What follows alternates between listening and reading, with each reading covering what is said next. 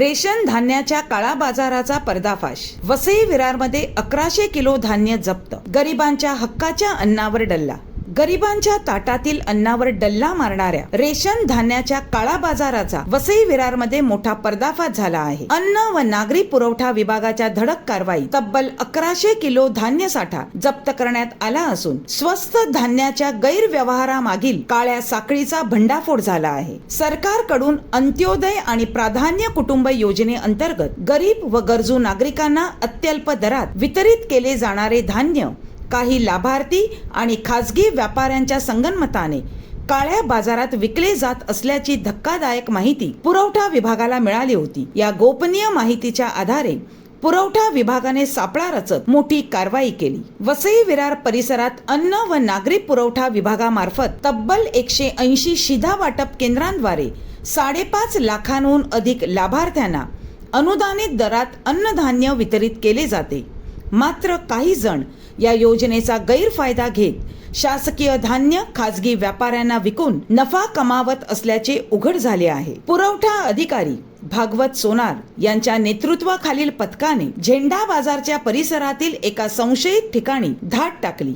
या कारवाई दरम्यान एका खासगी व्यापाऱ्याकडे मोठ्या प्रमाणात लाभार्थ्यांकडून गोळा करण्यात आलेला धान्य साठा आढळून आला. जप्त करण्यात आलेल्या साठ्यात 450 किलो तांदूळ आणि 650 किलो गहू असा एकूण 1100 किलो अन्नधान्याचा समावेश आहे. ही कारवाई उघड करत आहे की गरिबांसाठी असलेले धान्य काही जण पैशाच्या हव्यासापोटी बाजारात विकून शासनाच्या योजनांनाच काळीमा फासत आहेत. ज्यांच्या ताटात हे धान्य पोहोचायला हवे होते त्यांच्याच हक्कावर डाका टाकण्याचा प्रकार समोर आल्याने संताप व्यक्त केला जात आहे. या प्रकरणी संबंधित लाभार्थी आणि खासगी व्यापाऱ्यांविरोधात कायदेशीर कारवाई सुरू करण्यात आली आहे. पुरवठा अधिकारी भागवत सोनार यांनी दिलेल्या फिर्यादीवरून वसई पोलीस ठाण्यात गुन्हा दाखल करण्यात आला असून पुढील तपास सुरू आहे. दरम्यान नागरिकांनी आपल्या परिसरात अशा प्रकारचा काळा बाजार,